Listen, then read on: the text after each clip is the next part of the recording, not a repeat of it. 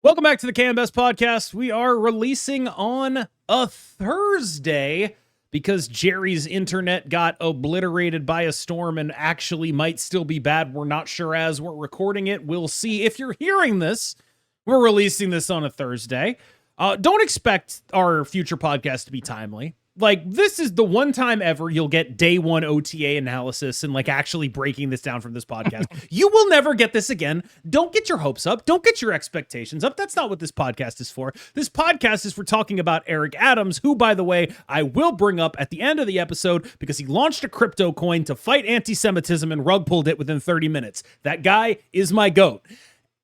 Speaking of my GOAT, let's talk about this OTA and the way Show Lao got a little bit dinged. 5'8" to 5'6"? Yeah. And that's it? Yeah. That's fine.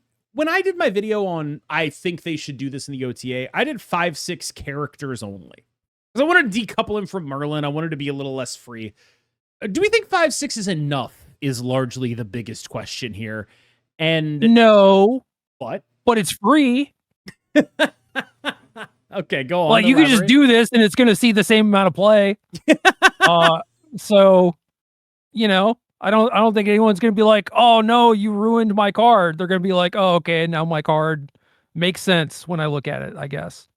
Yeah, I wonder because I think when they do stuff like this, they're in like kind of a no-win situation. Because if they over-nerf it, everyone's really mad. But if they under-nerf it, everyone's like, Second Dinner's balance team just doesn't know what they're doing. They didn't make enough of a change to this. And it's like, there's no way to actually have the card be good. Because anything that actually nerfs it to where it feels balanced will feel so different from what the card is currently, which is very, very strong, that it'll feel worse than it is on day one, and it won't matter that the card is quote unquote balanced, even if for the sake of argument we can agree that a state exists where you can call a card quote unquote balanced. I think that this is not only free but also just like maybe one of two changes, you know what I mean? Like, this is like a change that comes with a 1 over, like it comes like a 1 out of 2, and that's sort of like the denotation here. Are we gonna have to do something else to this? Sort of feels like the subtext here. Yeah, I could see this being like step 1. Like I said, this is free. You could just kind of do this and it won't change much. And then you wait to see how that shakes out and maybe get a little bit more information. And then you're like, okay, well, maybe we figure out what the numbers are supposed to be if it's like +2 power or whatever. Yeah, that kind of thing makes a ton of sense to me in terms of like, I don't think I like +2. I think what happens is my instinct is the first thing to say is I hate making this guy say +2 on him more than I hate anything else. I hate it for 2 reasons. The first reason is I just want to attack the inputs and not the outputs on a card like this because I think the outputs are core to the fantasy of the card. The second is true. I do not want to reward all those idiots who say +3 is unprintable. I just don't want to reward them with another +3. Like that argument pisses me off so much because it requires ignoring the +3s that exist in the game, like Morgan and Cerebro. There's like, oh, every +3 gets... They don't. Like, clearly and obviously, you can put +3 on a card and it won't be broken because you're gating the input appropriately. Like, fundamentally, like, someone who hears that argument is like, but Cerebro's different. It's like, yeah, because the inputs are more gated. Like, that's the entire difference. And so clearly it is not a problem that +3 is unprintable. It's that you need to gate the inputs. It's just become like a thing people say, and it pisses me off, and I don't want them to be rewarded for having the wrong process and getting the conclusion correct. You know what I mean? I don't like it. Yeah. I think this is a thing where it's like, okay, you are sort of examining things. You are seeing things like Galacta come out, and it's like, oh, +3. Oh, +3 was too much. We have to walk it back. And then I'm sure there are other examples of this. And you draw a conclusion of like, +3 is too strong. And that is true in many cases, except for the cases in which it isn't, right? And rather than make a hard line rule where you're just like, +3 is not a thing we can do, well, why not? Yes. What is the thing that is stopping us from doing that? Can we examine that a little bit more? Yeah, what bothers me is it terminates anyone's line of thought. Like, you don't ever actually get to think about anything. You just, like, you make this fake rule, and then you pretend it's true. Yeah, it's like, I want to examine it, but not too deeply, so I'm just going to stop at the first, like, arbitrary line and just be like, that's it, that's the rule. That's what it is, dude. I promise. Yeah. So I really hate +2, partially because I think, you know, the core of the card is the bestowal, but mostly because of that. I think the bestowal is cool too, because in order to do +2 on this, you'd have to be like, all right, it's 5'10" or something, maybe even a little bit bigger. And then the buff that you are giving something else is not as exciting as just, yeah, exactly. And it's like that is the cool part of the card for sure. That's the thing that you should be trying to work towards. It's like, I want to hit this on 4 of my turns, ideally, rather than like, if I hit it on 2, it's still fine because it's like a 5/12 or some shit. It's like, what a boring ass card. Exactly. Like I would rather take this card to 5/3 before doing anything to the output of it. Like I would do so much to this card. But I had a discussion with somebody and they proposed 6 cost, which I will say, I think that's the only idea I've heard that's worse than the +2. That's the only idea I've heard that is actually worse. I understand that logic, but I feel like if you play with that card at 6, you're going to be very disappointed when you realize on turn 6 you can only play 1 card in most instances. I think it's not even just that. I think just like baseline, here is a play pattern the card is telling you to do. Oh, by the way, you can't make that play with that card. It's awful. It's awful. Well, I've had some bad design ideas before. God knows. That is one that's just like... You just got to hold the wasp until the final turn. Never mind, you talked me into it. Yeah. You sold me, brother. How cool is that? Oh, big finish. Been holding this since the very beginning. You sold me on it. I am so in. I am back in. I was out, but you have brought me back. That's a great idea now. Now we can actually make a card be surgical with a wasp. You are actually being superpower is that she gets things done. That's so sick. I'm so in. You know, honest to God, I would love if Wasp was a Sholau card from like a balance perspective, because it would mean that Sholau decks are going out of their way to actually do something. Like we talk about gating the outputs, right? By like making the inputs harder to achieve. If Sholau was hard enough that you had to run Wasp, it would be a bad deck, which is kind of what you want. Yeah. Yeah. No, pay an opportunity cost, asshole. Why this works with like all the good cards in the game. Like, oh, you're making me put like Maverick and Merlin in my deck. God, I hate it. Woe is me. It's like, yeah, okay, Scarlet Spider kind of stinks, but with this card, it's busted. Yeah, I mean, like you like Scarlet Spider kind of stinks. It's like that's a 4/10.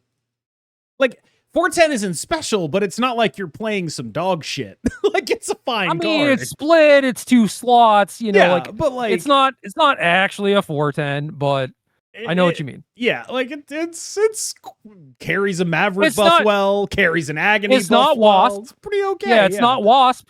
It's not Wasp. It's definitely not Wasp. You don't have to be surgical with a Scarlet Spider. That's the opposite of surgery. It's like nuclear bomb.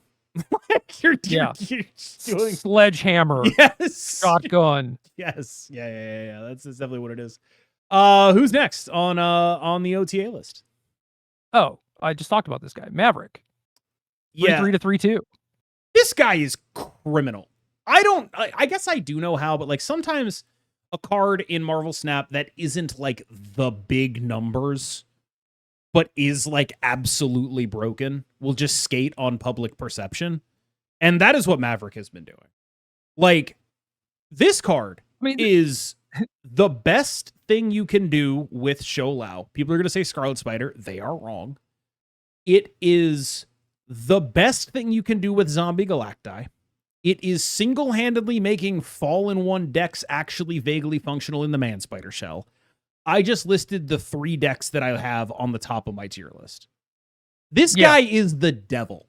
Like, there's plenty of dog shit below where it's like, yeah, Maverick's my best card. Yes, like this guy is, as much as like Sholau is a problem, this guy is a demon. He is an absolute monster. I think that it was pretty much non-negotiable for them to either hit him or Agony. In my fake OTA that I did, I honestly really contemplated putting both of them on there. 1-2 Agony and 3-2 Maverick.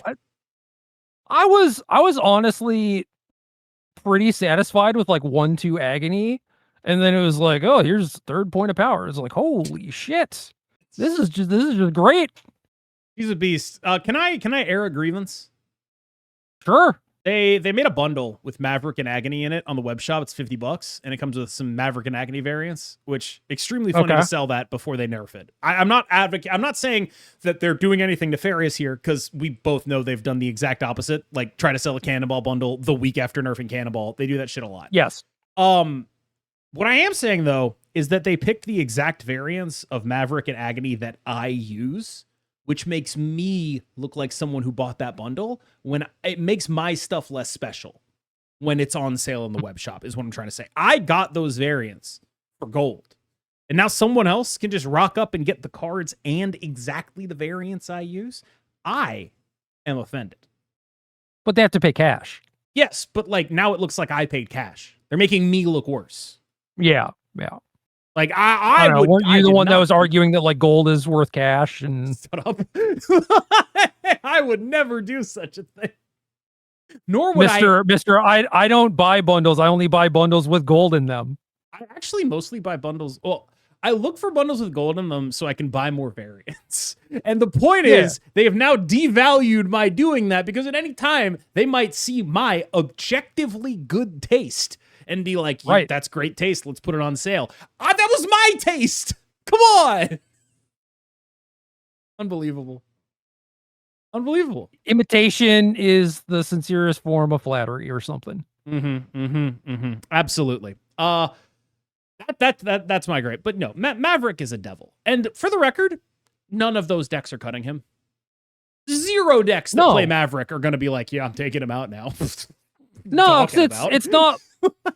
Very few of these decks are like, yeah, I just play this and then I activate and then I play my next card and I'm just doing this the fair way. It's all just being laundered through this guy.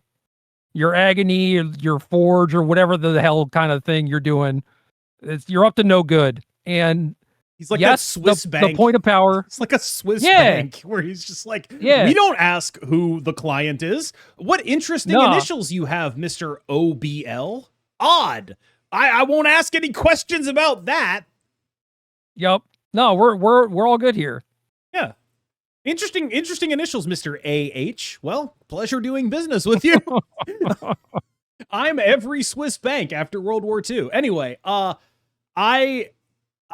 neutral. Maverick. Yeah, totally neutral. Hey. Not the bad guy in any way. You know, there are no sayings that say things like, you know, injustice anywhere is a threat to justice everywhere, or that not taking action in a situation like that puts you on the side of the oppressor. Nobody has ever convincingly argued that, I believe. No, and certainly people did not come up with those phrases, especially the latter one, to describe Switzerland. No. I don't know. I don't know if that did happen, but that's my headcanon. I actually spent a little bit of time in Switzerland when I was younger, and I know that makes me sound rich. What actually happened is, like, my mom had a meeting there, and that meeting was like a month, and she took me for like a couple weeks out of it, which is still pretty upper class. But it's not like, oh, I spent time in Switzerland. It's like I lived in like a proto Airbnb with my parents in a fairly mediocre hotel. I've spent a lot of time in Switzerland too. I wanted to bring this up, but not because, not in Zurich or Geneva. I was in Geneva. I was in Geneva. Okay. I wanted to bring this up because I have this very abiding memory of these giant chess boards in like a public park where like the chess pieces were like, I was a kid at the time, right? So the chess pieces were bigger than you. Huge. Yeah. They weren't bigger than me, but they were like quite substantial. And so you're like, I could still take that pawn. I could take a knight. Like I can handle it. You know, I can move in discrete ways. They can only move in one pattern. I can do a lot of things. But yeah, I remember that. I know the horse moves like an L. That's the only thing about chess I know. This was when the most recent Magic set was Scourge. And so I have a French Decree of Annihilation that I got from a pack in Geneva somewhere around here. Hell yeah. Sick as hell. Yeah. That was for the record, giant red spell, similar to Croson Cloud Scraper for me, where it's just like 8 red, do something really stupid. Give me that any day of the week. Insurrection, another one that's just in that genre of just like, this is what I was into when I was like genuinely a moron kid. That's what I'm about. Well, those cards are typically higher rarity, so I feel like they're doing it right. Yeah, hell yeah. Yeah, shout out Decree of Annihilation. Who's next on the list? Merlin, sort of. Just his omniversal presence. Dude. Which, much like Sholau, I think this one's kind of free. This could have happened any time since Merlin's release, and I would have been like, yeah. There's literally nothing for me to say. They could have done this whenever, and it would have been correct. And it's correct now, but it was also correct 3 months ago. And it's like, I don't know if I'm supposed to give them credit for doing it now when what's really happening is they failed to do it for 6 months. Again, I don't know all the data or anything. I don't know what Merlin's like exact win rate was or how often he showed up in decks or whatever. But there wasn't a lot of complaining about it from what I saw or heard. It just sounded like people were having fun with it. So I don't give a shit if this card's winning 70% of its games. You know, just probably if no one's complaining, I think you probably give a shit about a 70% or not. I mean, I probably would, especially because it'd be really weird if like everyone is playing Merlin. At that point, it's really tough to get a 70% win rate. But regardless, I guess you'd look at other metrics. But still, you know, it's just everyone's having fun. Why take away from that? Why I'll tell you why. On that? I tell you why. Because location control shouldn't be goddamn free. We keep learning this lesson. Oh, Nocturne. We got to make Nocturne a 3/4 because location control is too free if it's a 3/5. Okay, I believe you. I think that's correct. Location control should not be too free. Why the hell is Merlin doing this?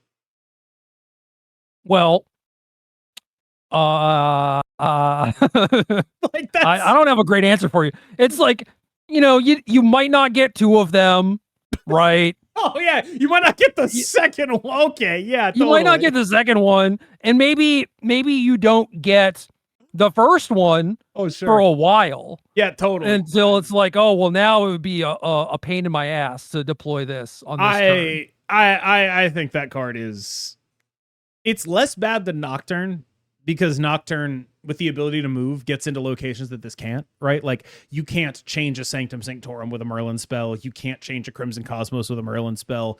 Nocturne is a much more face up, but also versatile piece in the sense that there are basically no locations it can't fix for you later in the game.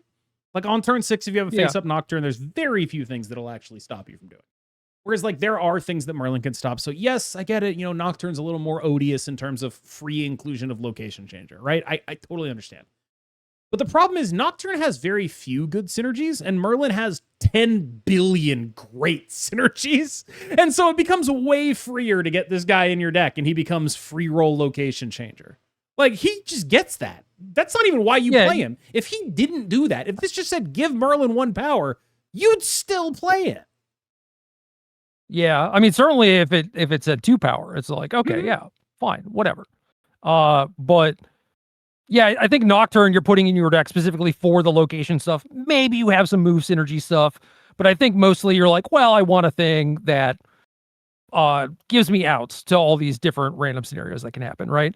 Whereas Merlin, you're like, okay, I'm gonna do like hood stuff with this or whatever, and this is at the very back of your mind. You're like, I get this for free and that's cool, but it's not like, oh, I need location control, so I'm putting Merlin in my deck. This is very much just a thing you get for free, which is kind of wild.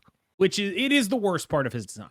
Like, in as much as I think Merlin's a great season pass card, a lot of cool things going on, the number one problem this card has is that it free rolls location. Like, if I were to be able to go back in time and be like, I'm from the future, you should fix this about Merlin, I would do that. And that would be the thing I would tell them about. Here's the thing is the other two are basically asking you to have sacrifice fodder, right?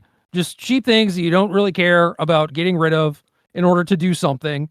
And I don't think Merlin's kit can all be about that, right? And so it feels weird and disjointed if this is just, oh, okay, Merlin get big. You know, that's kind of weird.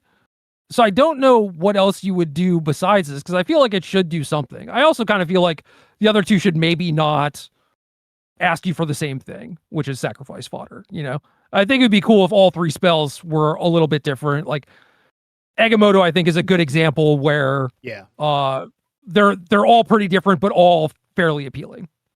I think that's true. Totally understandable. I just think that, like, yeah, this is just the freest possible change they could make. There is absolutely no chance that I would ever say anything bad about this one other than you didn't go far enough.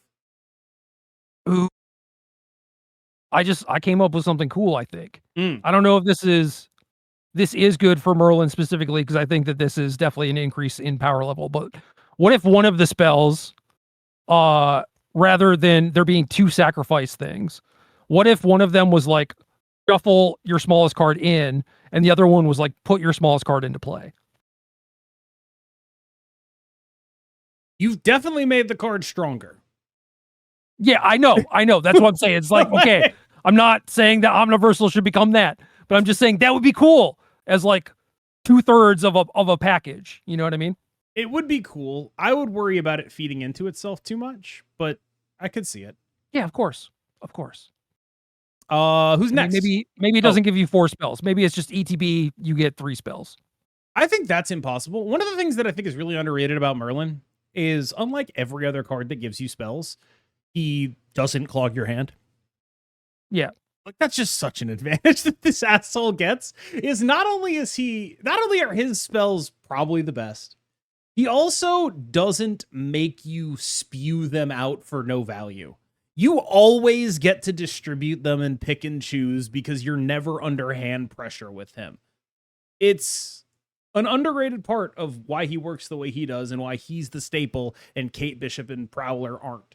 Like, the consistency is beneficial, not just in terms of constantly having something to do, but in terms of not having too many things to do too early so you can't make your good decisions with them.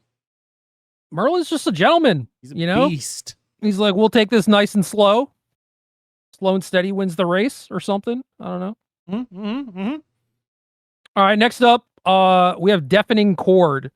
They removed the minor afflict from it, which, yeah, I think that's pretty free. Yeah, also a free change where it's like, this is probably going to happen at some point. I'm annoyed at the power curve of Deafening Chord, Red Guardian, and Cosmic Ghost Rider.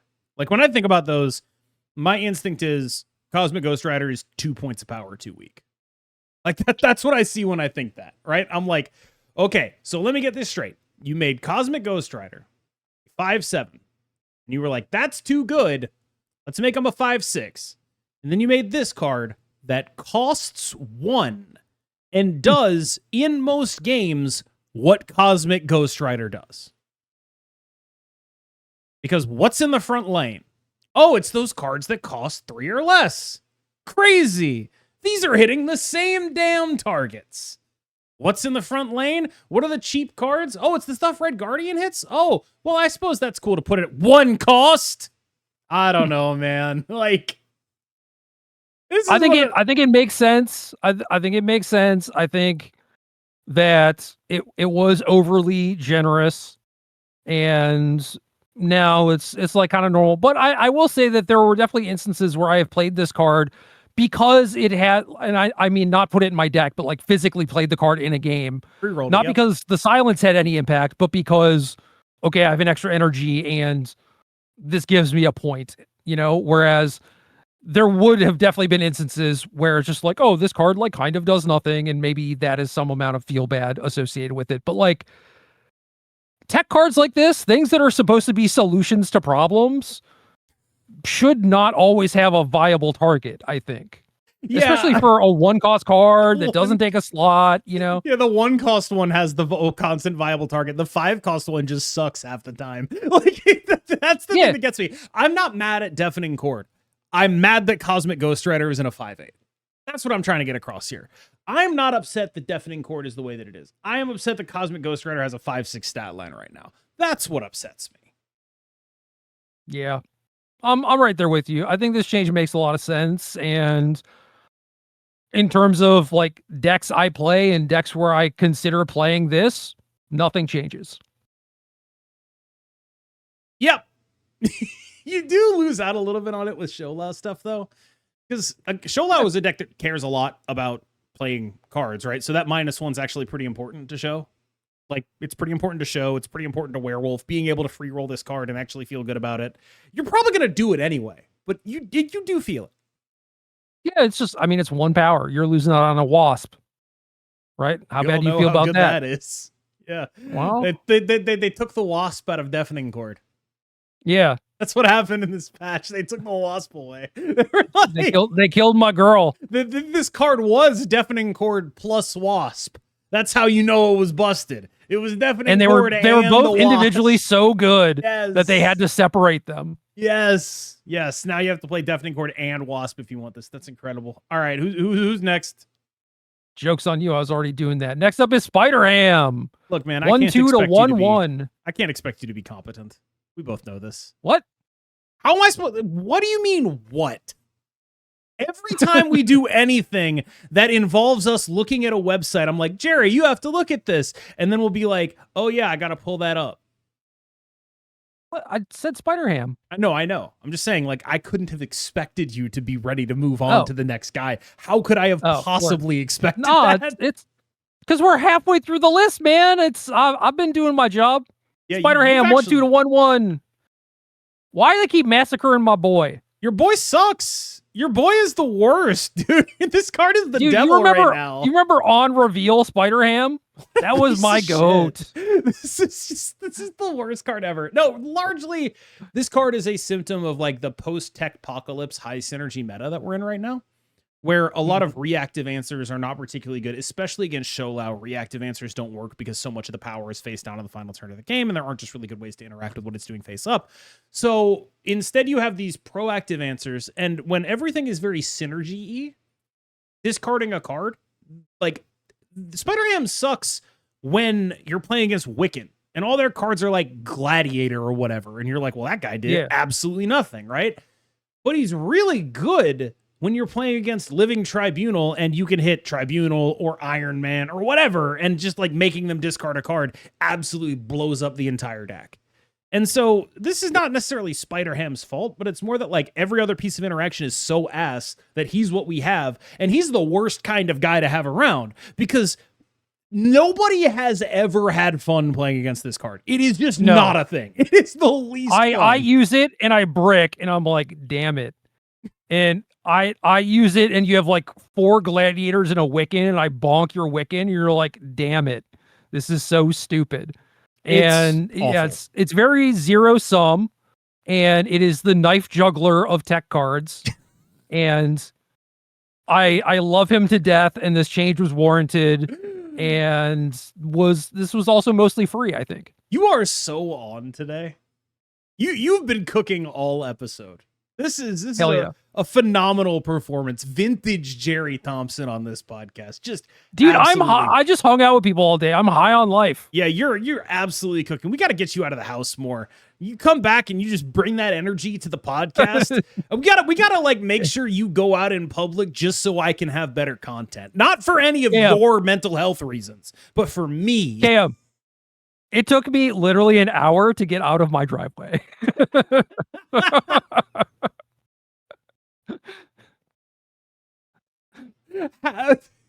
Okay, sure. That shit was crazy. How? That shit, I have a long driveway. Okay. I had like 3 inches of snow on my car, and like an inch of that was just ice. So it's like, and also like I'm about ready to go out the door, and I text my friend, I'm leaving now. And I'm 20 minutes away. And I was like, oh, wait, hold on. I forgot about the whole snowpocalypse thing that happened because obviously I haven't been outside. I forgot my car doesn't work. Yeah, so I have to like chisel off 3 inches of ice basically on my car. I went back into my house and got a cutting board. Like a wooden cutting board. And I know what a cutting board is. Yeah. Yeah, just hammering on that ice while I had my car on and had, the defrost going and everything. And then I was like, okay, finally, my car's warmed up. I'm ready to go. And then I tried to get out of my driveway, which was also, as you might guess, 3 inches of ice. Intriguing.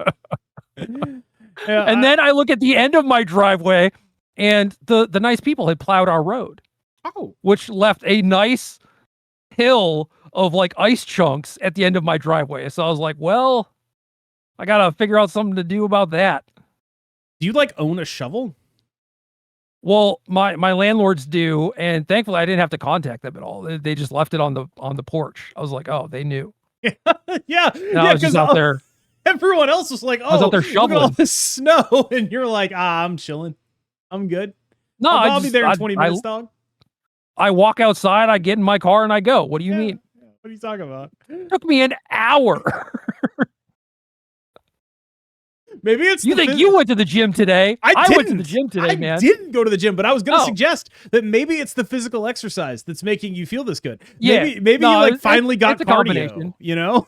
Yeah. It's like, instead of you were outside in the cold breathing real air instead of vape smoke, you know?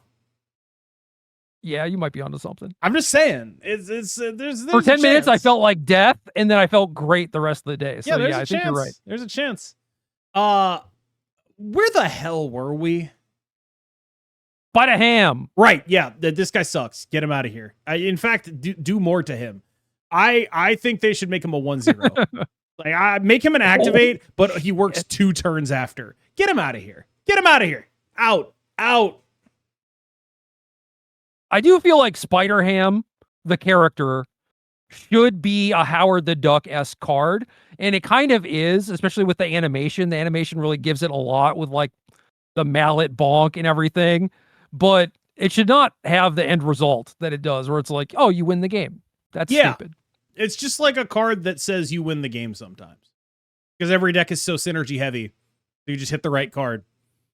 One of the things that happens a lot is when I do patches, people are like, why don't you ever suggest they buff Black Bolt and Stature? Because that play pattern fucking sucks. That's why. Spider-Ham is like if that was good. That's worse. Yeah.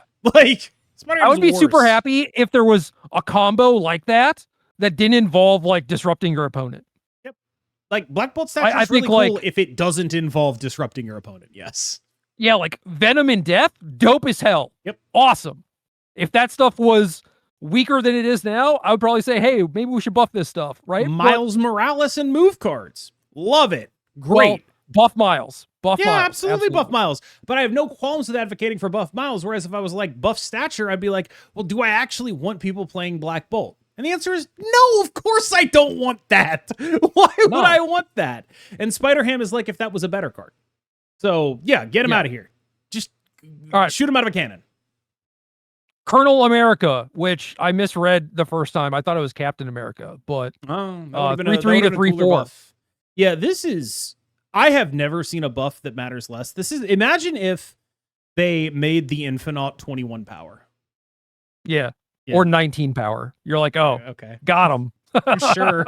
Guess I'm not playing ramp anymore. Yep. Guess they killed my ramp deck. Yeah, like Colonel America. Oh, it's a 3/4 now. Well, okay, it's powers. Like the ability on the card. You're only playing this guy to be like plus 12 power to a location. Yeah, Now I was it's gonna say plus it's not like 13. yeah, it didn't go from 3/3 to 3/4. It went from 3/12 to 3/13, and you're like, don't care. that doesn't move the needle. Like, it's free. Like, you might as well do it. I'm not gonna say it, like they shouldn't do it, but it's just like my instant reaction to that is I don't care. I like cards like this where it's like, yo, if you really commit to the bit, we're gonna pay you hard. Yeah, but it's and like, this card what? does pay you hard. Let's make Morbius But a it's- 2/1. Who gives a shit? Like, what are we talking about? Or a 2-1, you know? Yeah. But like this thing that is asking you to do is very difficult because this is a card that costs 3, where it's asking you to discard a card every turn, and a lot of the discard stuff like you don't have full control over. So you're like, well, I have a way to discard on turn 2, but maybe it's like Zombie Power Man or like a Blade that would then discard my Colonel America. So I have to skip a turn to do that, and then I have to spend a turn playing this instead of discarding a card. And it's just like if this were a 1-cost card, it would feel so much better. Killmonger bullshit it'd be aside. broken. Like, what are you saying? No, I know. Obviously, the numbers would be different, right? But I'm saying, like, if the payoff were a thing that were cheaper and easier to like weave into your turns, like Meek is a thing that you can do and like not feel bad about, and you are getting roughly what you pay for, which is right. not much. But I think that like when you look at Meek, Morbius, and this, right? Meek is +1, Morbius +2, this +3. I think you probably can't make it any cheaper without really messing up. Like if this was a 2-cost card, I'd be like, they just made Morbius 2. That's like actually really good. Yeah, I think that if you go down in cost, you certainly have to adjust the numbers to some degree. Maybe it's like your front row cards get +2 or some shit. Something like you can figure it out. But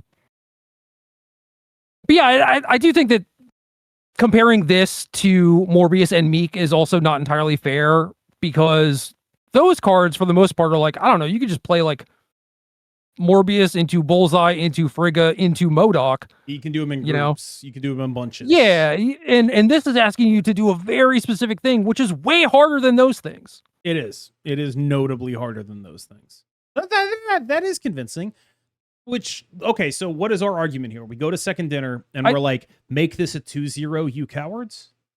No, what if Colonel America was the 1-drop, and Meek was the 3, but it was just like +3 or some shit?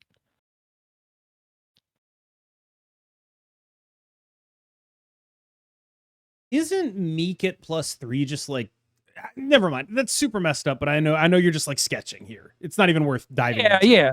I'm not saying, oh, we should do this. I'm spitballing. Yeah. But yeah, it's harder for you to do this. Therefore, I think that it's very difficult to make cards like this that cost like 3 and 4, because you're just not going to be able to play them early in a lot of instances, because the cards are just going to discard this card. And you're like, oh, what the hell? Yeah. It could also be the same text and be like, if you discard this, return to your hand, then it's no fuss, no muss, right? You can no bonus from it or anything. But if you're like, well, I have to play the blade on this turn and discard this, you don't feel bad about it, and you still get to do your thing. Yeah. I mean, I think that would be great flavor for a zombie card. But I also think it's the kind of thing where it's like, do you remember when I was I don't know if this was something we did with you. It might have been with you. It might have been on the snapshot where we had Glenn on, and I asked him, like, what do you think about my Mockingbird idea? Where it was like, the stones just don't work with Thanos. He was like, that's dumb. You don't want to put what can't work on a card. And like, this isn't putting what can't work on a card, but it might be like shortcutting in the same way where it's just like, we've taken all the friction out of this experience, like it might be a solution they wouldn't want to go to for reasons like that. I think it's kind of the opposite, because right now it's telling you to like, oh, play a bunch of stuff that discards things. And then you're like, yeah, I can do that. That sounds great. And then you play some games and you're like, well, now I don't want to play them because I might discard my card that matters, and I'm not used to having that experience. So like, it itself is basically saying like, you can't play me in a discard deck when it has a discard reward. I buy it. I just think you're right. It is the opposite thing, but it is, I agree that making it frictionless is not a good solution. I worry it's a little too, like, it's a little too like when Mockingbird worked with stones, you know what I mean? Or like when she was busted in that context, where it's like, yeah, this is just so clearly not what the card is meant to do, and you've made it too easy to do this. You know what I mean? That kind of thing. Yeah. Or like Mysterio. There's got to be some opportunity cost. Yes. Like, yeah, where is the tension with this card? You just put it in your deck and never put it in your punishes discard you. deck, and then it does stuff, right? Like, is that good? I don't know. Who's next? Doom 2099. Just 4/5 to 4/6. Why do they keep doing this? Like, listen. Game design, in many instances, is just about iteration, right? And I do feel like for the card games that I've worked on, specifically, you could just iterate endlessly, right? Mm-hmm. Because you're like, oh, well, this thing's a little bit too strong, so then you nerf that, and now this other thing is too strong, so then you nerf that, and it's just like this constant balancing act. And you could do that forever. And I feel like these changes are them doing more iteration. Like it's kind of why Snap is so good. Honestly, is OTAs every couple of weeks we get these little changes that may not do much, but it's like this is a better spot than where we were before. Here's my argument. No, it's not. I'll tell you why. Much like Sho Lao's promise is about the bestowal of power, this card's promise is about the Doombots. I would argue that it is much easier to deliver on that promise if the Doombots feel satisfying versus if this guy's body keeps getting +1 power every other month for the next year. That is my argument here. You're like, okay, I'm still doing the Doombot thing, but I am flooding all my locations, and my locations all have 12 power in them. Yep. And yeah, I got a 4/6 here, but that doesn't make me feel a lot better. And yeah, I get what you're saying. I get what you're saying. I just think they have taken this card from 4/3 to 4/4 to 4/5 to 4/6 after they took the point of power off of the Doombots, right? And it's like, just go back to 4/3 with the Doombots having the power back. Give me that. Just make the Doombots stronger again. I care way more about that. I don't even think this is going to be good. I do feel like things have progressed enough. Mm-hmm. There's been like a little bit of power creepiness, and yeah, I think we could revert to like an older Doom 2099 and probably be able to stomach that. I think they saw it work for Electro. Went 3-3-2, 3-3, 3-4, 3-5, and they're like, "Oh, he's good now." It's like, no, dude, that was Chamber. That was Chamber. Yeah. Chamber did that. Like the Electro, I'd play Electro 3-4. I'd play Electro 3-3. I don't give a shit. I'm blinking him anyway. I mean, why? Yeah, I was gonna say most of the time you're just blinking that asshole away. Like, what the fuck? It doesn't hurt. No, but it does make me. If you don't have blink, you can play War Machine and keep that guy in play, and his power is then relevant. Yeah, it's how you play around your Stardust. But it does make me feel like it's just like I feel a sense of loss because I imagine what could have been. Sure. 4/6 Doom 2099. I just like the same reason I feel like I hate hitting the output of Sho Lao. I hate buffing the not output of Doom 2099. That makes sense. Honestly, it is cool that these are both in the same OTA and we're discussing it because it does contextualize things a lot for me. Yeah, like I don't understand how you make one decision and then not make the other. You know what I mean? Like it seems so clear cut to me that like we might not be done with Sho Lao, okay? So hold on to your hats, buddy. Somewhere in a dark room, Glenn Jones is just like sort of steepling his fingers. Like, Glenn's like, well, we're definitely going to +2. And should it be 510 or 511? Yeah, they've already locked in. They've already locked in the change I hate for next OTA. Sick as hell. Sorry, next OTA, maybe Doom 2099, 4/7. Who knows?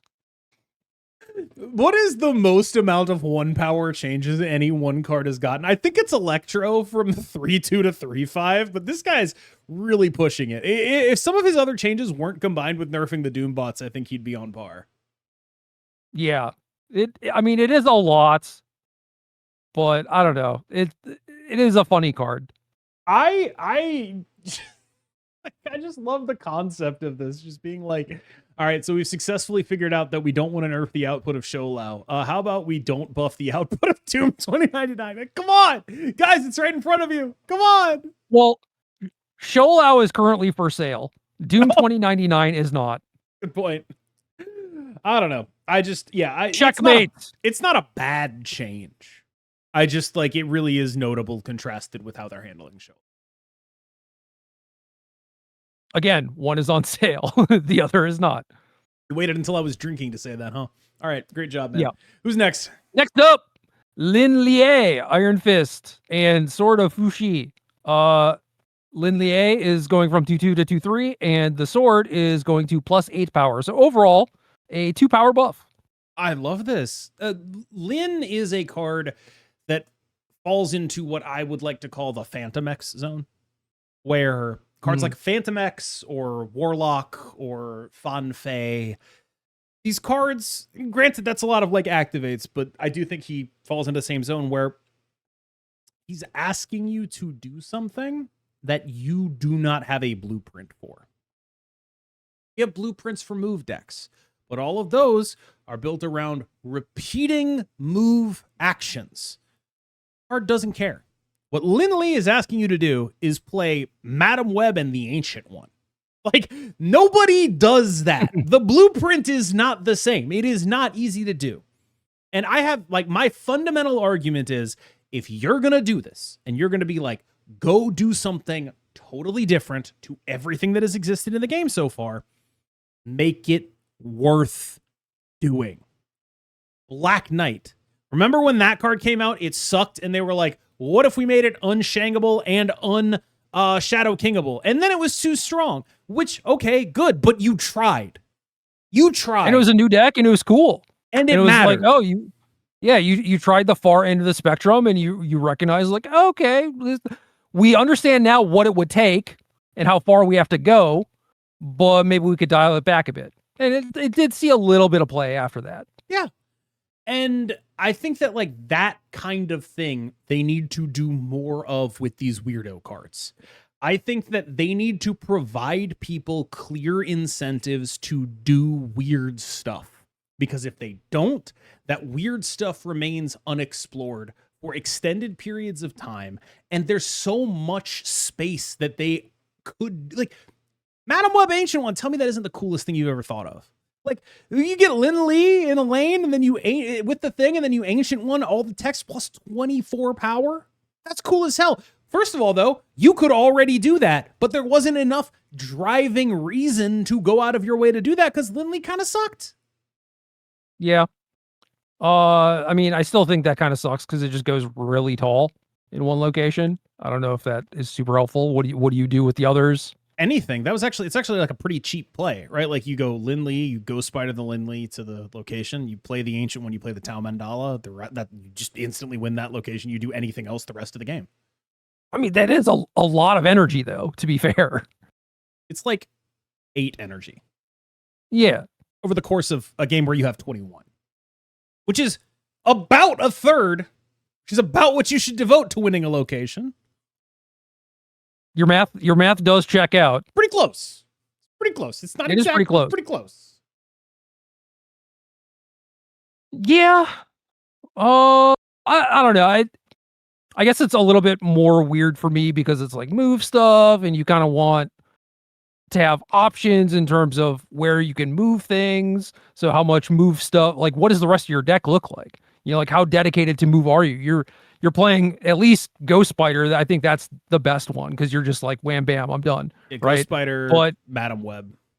Yeah, Madam Web. But Madam Web is like, she's going to pay you turn over turn. Yeah. So you are incentivized to play more things that actually work with her rather than just this card. Whereas Ghost Spider is just fine on her own. Also, like, the Batroc deck, just very good to have this card be a 2/5 that is potentially a 2/13.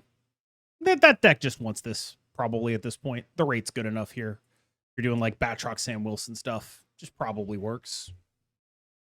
Yeah, and I'm down to try that now. Yep. Which seems cool. But certainly, yeah, the weirdo sideways stuff, I love so much. And I agree with you, Phantom X Space, comparing this to that. I think that makes a lot of sense. And I do think that they should support that stuff more.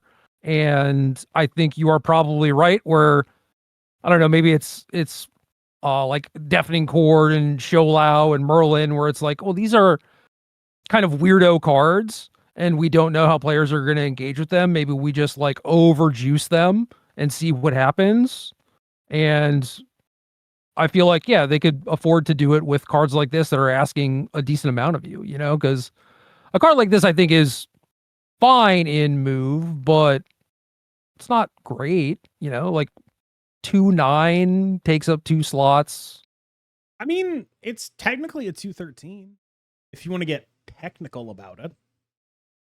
Oh, what was the sword before? Was that also a 2/2? Yeah, the sword is currently a 2/2, but it goes from +7 to +8. Yeah. So it was a 2/11. Sorry. Yeah, it was a 2/11. Now it's a 2/13. Yeah. Okay. I don't know. I see this guy as sort of Dakin-ish. Where originally what would happen is people put Dakin into like normalish discard decks, and gradually they became Dakin decks as you started copying him a lot, right? I could see a similar thing for Lin Lee.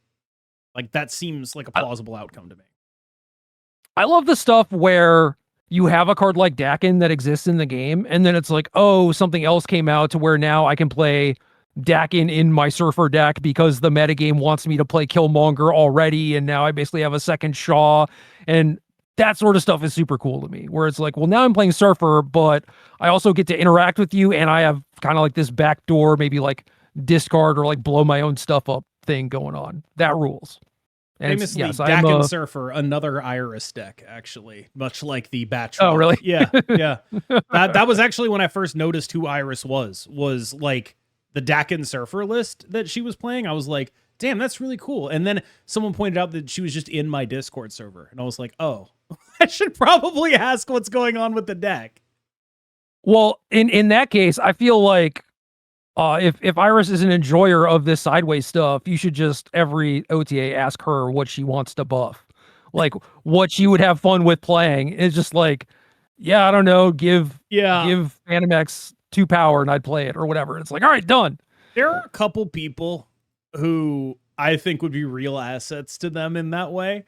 Iris specifically is the deck builder who builds the stuff I like to play the most. Okay. Like, of anyone I net deck, an Iris deck is extremely high hit rate. Whereas like a Derek deck, extremely low hit rate, because of what Derek values in his decks tends to be final turn flexibility where he gets to outskill. Like that's a big thing for Derek. Whereas what Iris values, it's similar, but it's different enough and more interactive typically that it hits for me in ways that Derek decks, which are very points only, typically do not. But decks, totally different thing. He's just playing random garbage. Love him to death. Amazing. Right. But like when I think of like deck builders that I copy a lot, Iris is one, Roram is one, Cougar is one. Like people, there's a certain space of deck building that I quite enjoy. Smiles, Smiz, great in terms of like, I will copy a Smiz deck a lot of the time. Like I have thought about this, and like those are like the people that I think I end up copying the absolute most. Whereas someone like Butt or Husky, the absolute least. Absolutely. Yeah. Like 1 in 100. Like I'll be like, this is awesome and you cooked. And every other one, I'm like, what is going on here? Like that's very real.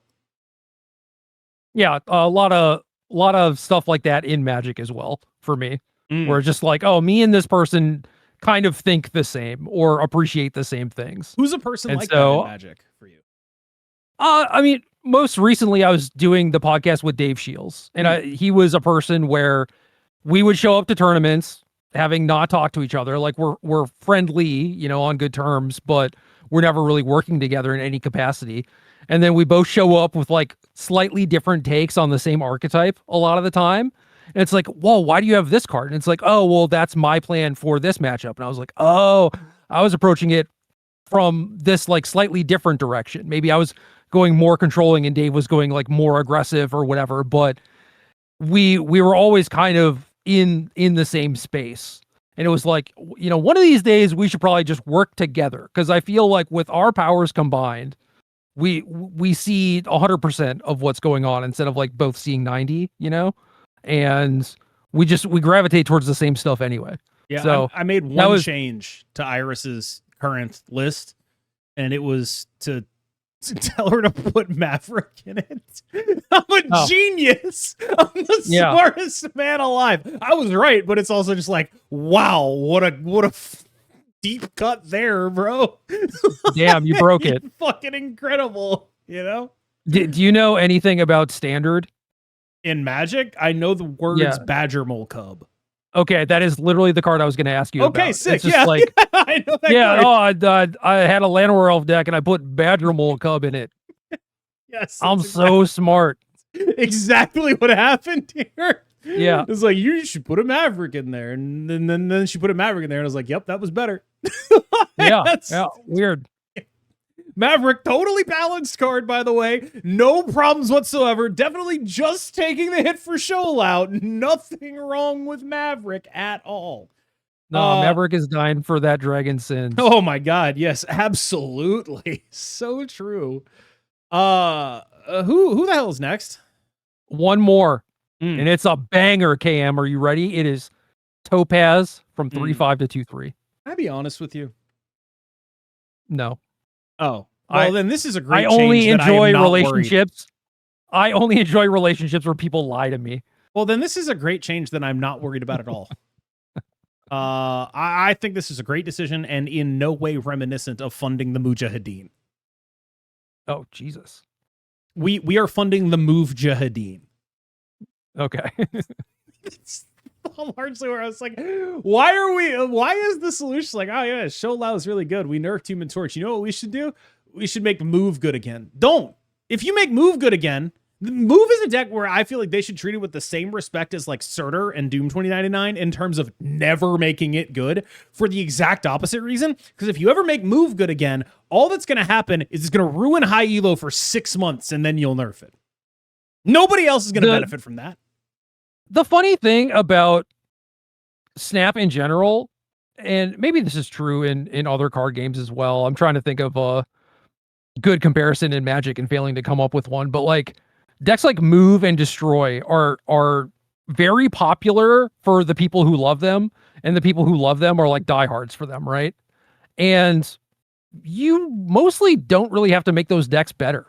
Like those people will continue playing those decks because they enjoy them.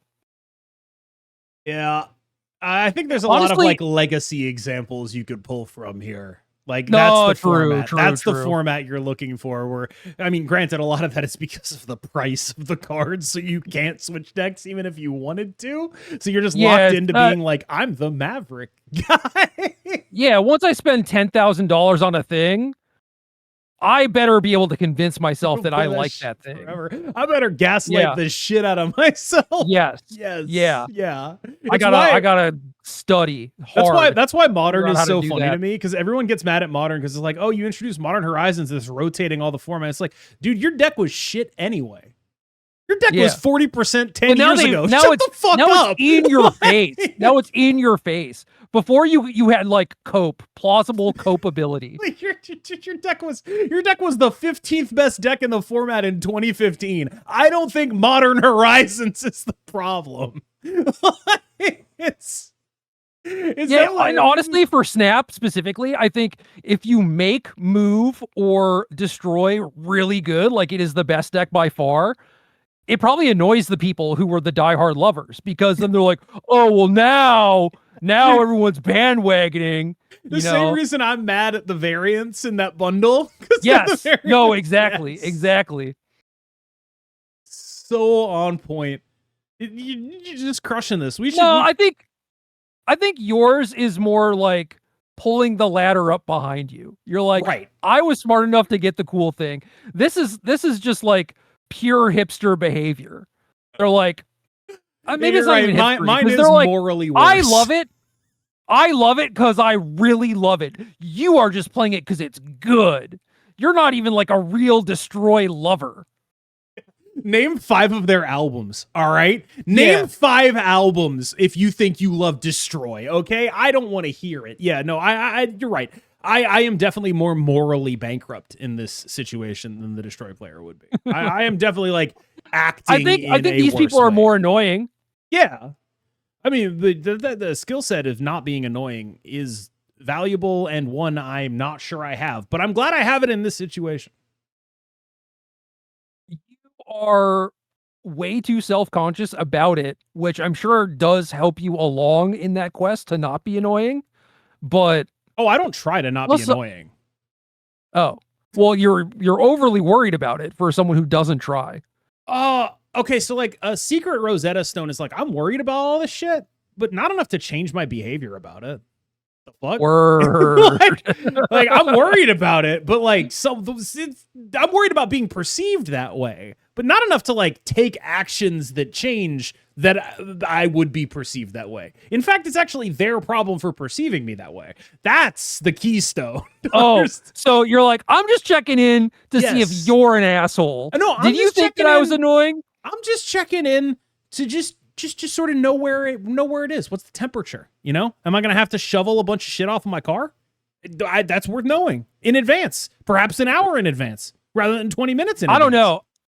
Honestly, this is very much a me thing, but me being committed to leaving and telling someone that I was leaving and then getting outside and being like, oh, fuck. Like, it was better that I didn't know. Because if I knew, I'd be like, I'm definitely not yeah, going. you wouldn't have gone. I wouldn't have got my workout. I wouldn't have got my steps in. Yeah, you wouldn't have gotten touched the breath of grass. Yeah. / ice. I wouldn't have gotten for the first time in 24 years. I wouldn't have got this iced vanilla berry sugar-free Red Bull. Boom, look at that thing. Dude, the fact that is sugar-free, the idea of that being sugar-free is like, it almost begs the question of what's in there instead. Like, the concept of it is just like, yeah, I'm drinking like a slushy vanilla flavored thing. There's no sugar in there. And it's like, all right, well, what is in there? Well, what's going on? I kind of don't believe them. There's like an empty space here and something bad is in there. I don't know what it is, but there's something in here that's going to kill me. Like I said, I only have relationships with liars. So this sugar-free label, I'm like, I get it. I understand. Yep. Totally. What's up? Oh, hi.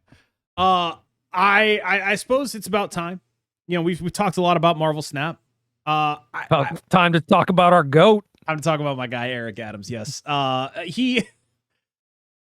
A couple of Eric Adams updates. Eric Adams update number 1, I guess, is the more anodyne one, which is New York had this snowstorm, and apparently Zoran is handling it really well, and people are just like, wait, you could do this the entire time? Like, what Zoran did apparently was like go through and be like, where are the places we are typically the latest to in terms of plowing, the places that are typically underserved, right? Let's go plow those. And it turns out you could have just done that the whole time. And yeah, Eric Adams just didn't. So like that's Eric Adams' bit of news number 1. Eric Adams' bit of news number 2. And this is the good shit right here. Is on his last like week as mayor, he announced that he was considering launching a crypto coin to fight anti-Semitism. Which, just baseline, some of the most insane shit you've ever said, anyone has ever said in their entire life. How does a crypto coin fight anti-Semitism? Fucking, I'm not telling you, but it's a crypto coin to fight anti-Semitism. What are the mechanics by which it accomplishes this? Shut up. And listen, you just might not understand the nuances of the blockchain. Okay. Yeah, that must be it. And like this is simultaneously insanely stupid and deeply cynical, like many things Eric Adams does, where the reason he's doing a crypto coin to fight anti-Semitism is because he is trying to paint Zoran as an anti-Semite, right? Like he's saying like, this is something I deeply care about. And the guy coming in after me doesn't care about this, right? Like it's a very cynical ploy. And that's not even to talk about the crypto part of it, which is just like maybe the most cynical thing you can do with a platform is to launch a crypto like, coin. Dude, if you're you know, like a true believer, and you're like, I want to fight anti-Semitism, I don't think making a crypto coin would be in the top 10, you know? That's just a wild direction to go. Yes, I don't know how you get there from either direction. I don't know how you get from I want to launch a crypto coin to fight anti-Semitism. And I don't know how you get from I want to fight anti-Semitism to I should launch a crypto coin. But Eric Adams does. And he did that shit. And about 30 minutes after he launched it, it's NYC coin. About 30 minutes after, it went to 0. And sure looked like Eric Adams rug pulled his anti-Semitism coin, which is a great way to fight anti-Semitism by showing that you don't have to be Jewish to do financial crimes. Very good. Thank you, Eric Adams. Like, in a roundabout way, yeah, he's helping. Great. That's normally our bag. Like, yeah. Great job, Eric. He's fighting against stereotypes. Incredible work. He later released a statement that effectively was just like, I did not rug pull. This is not a rug pull. It's just market volatility, which is exactly what I would say were I to rug pull my crypto coin. Anyway, Just wanted to give a little bit of a shout out to the GOAT. I mean, it's a shame that I won't be hearing from him much anymore because I don't know what he's going to do. Are you sure? Are you sure? I will be trying to keep up with him, but like it's just like there's just much less stuff that he has the capacity to be stupid about now. Like he doesn't have a TV show or anything. He's not in front of cameras. Nobody's beating down Eric Adams' door except for me. Nobody's like, Eric, I need your opinion. You don't think there's a reality show in the works? There had to have been at some point. Someone has to have seen this dude and been like, we gotta just have a camera on him 24/7. I need to know Eric Adams' opinion on basically everything. To be clear, I have a great desire to know this. I think understand that in many ways he is lib Donald Trump, where no matter what horrendous bullshit he partakes in, objectively the human being, I just want to hear his opinions on everything. Like I just want to know what he thinks about it because he's going to say it in a way that is insanely funny. It's just going to happen. And again, maybe a little unfair to Eric Adams. Donald Trump is a much worse guy, a much shittier guy doing much shittier things. But in terms of like politicians I would want a reality TV show about, that's 1A and 1B. I would want Eric Adams to, at the very least, should this ever unfortunately happen, should he pass, I would like him to donate his brain to science. I want them to study this guy. I want them to clone him.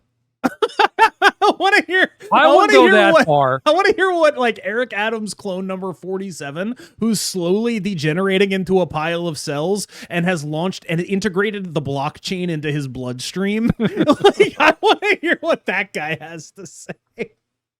You would. The difference between Eric Adams and Donald Trump is that Donald Trump's crypto rug pulls are actually successful. That's the difference. I don't know. People who operate this way and just make these decisions, it's like clearly your brain works very differently than mine, because I'm incapable of doing maybe 100% of the things that he does. You know? Like we would just never come to the same conclusion about anything, I think. He's so cool, man. Oh God, it's gonna be so. I mean, it is so sad. Like this is probably the last we're gonna hear of our boy, and so I just wanted to give. I don't think so. I wanted to give you one more Eric Adams tidbit that I thought you'd get a kick out of, which is I want to say like I forget which holiday of a Spanish speaking culture it was, but he shows up wearing a shirt with an American flag, and it says in Spanish on the shirt like like I love America or whatever. Except it doesn't. It's actually in Italian. He rocks. He's the greatest. He's the coolest man alive. No one could say anything. Yeah, man. Was he just like walking to work one day and saw a street vendor and he was like, I'm pretty sure that's Spanish. I'll tell you what a great idea. I think he thought he looked really good in the shirt. It was a pretty tight shirt, like pretty tight on the arms. I think he was like, I rock this, and I'm looking for an excuse to wear it.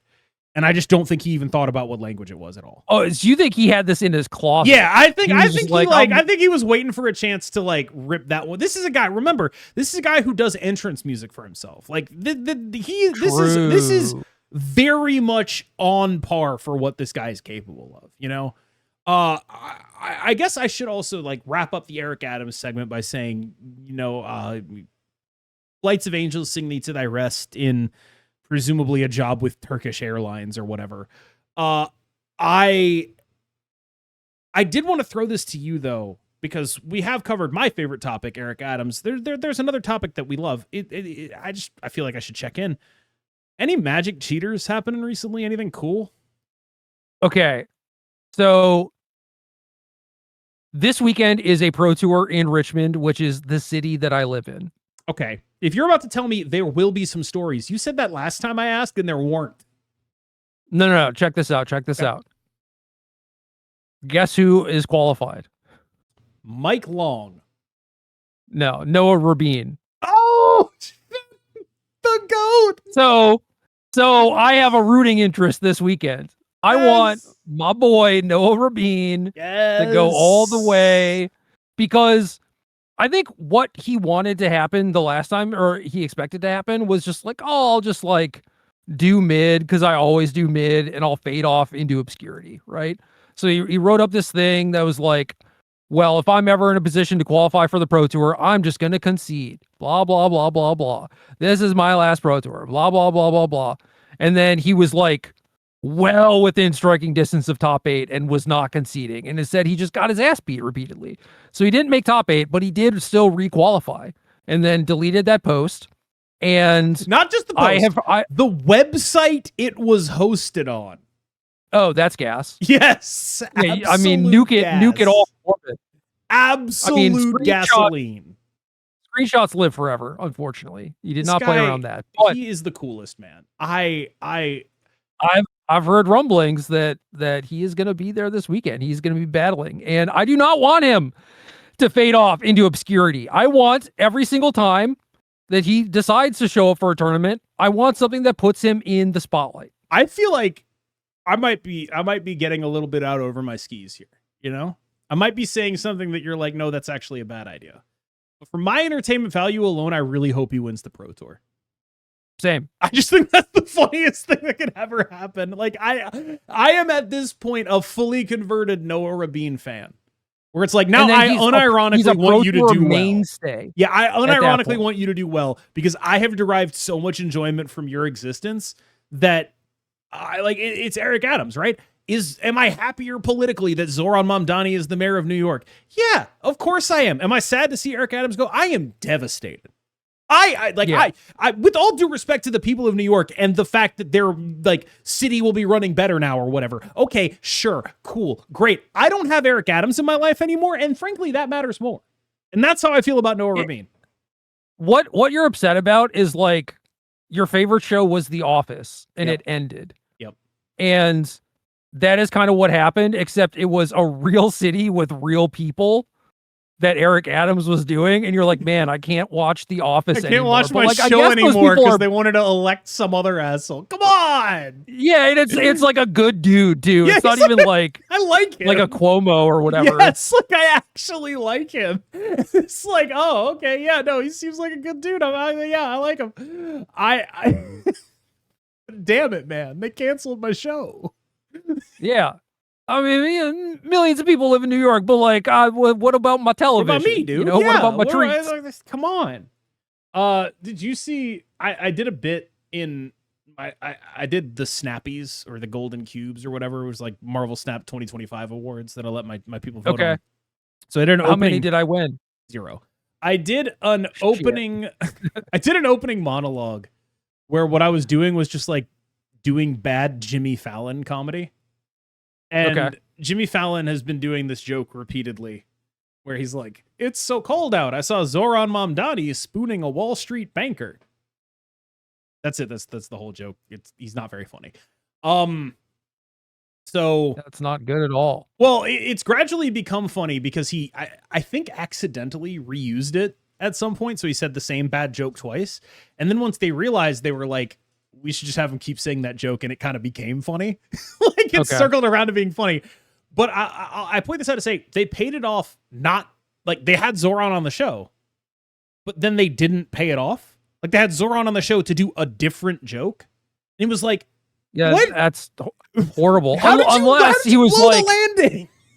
Unless he was like, I am so offended by the notion that I would ever spoon someone from Wall Street. It didn't even that come he just up. refused. He just showed up to do another "It's so cold out" joke, right? And it's no, I know, but what if they were like, oh, we want to do this, and he was like, no. Sure. Yes.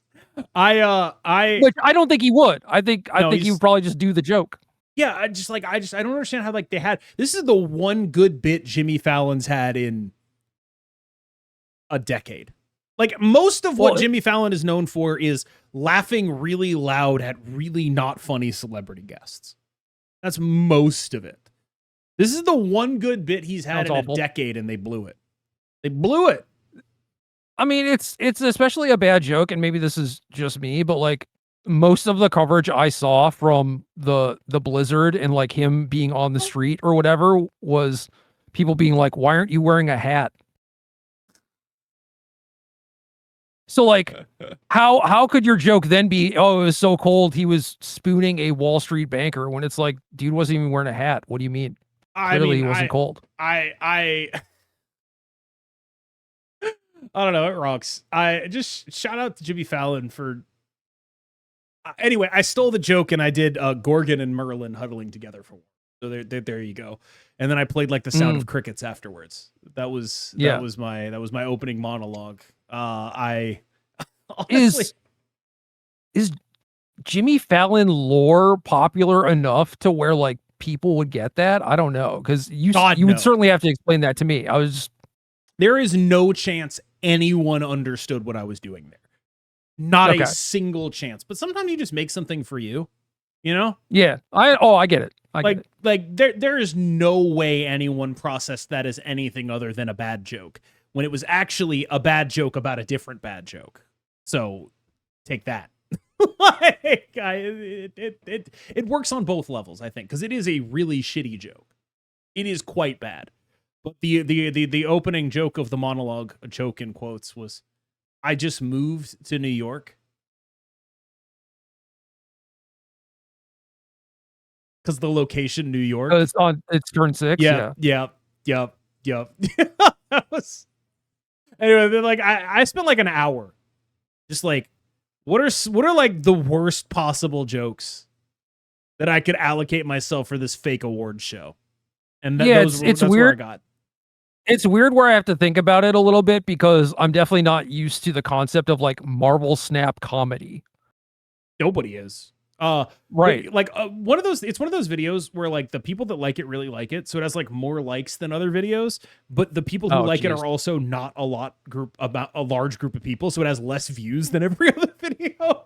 But like it's one of those where it's like the people who watched it were just like, I gotta slam this button. I loved it. Yes, like that. Sometimes you make a video that's like that, where it's like, this is for 10% of my audience, but I am in that 10%, so I'm making it anyway.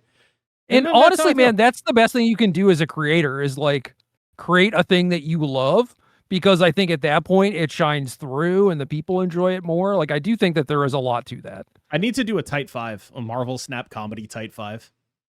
Yeah. I gotta spend the next year. You gotta work on it. Gotta go to open mics. Gotta go do open mics.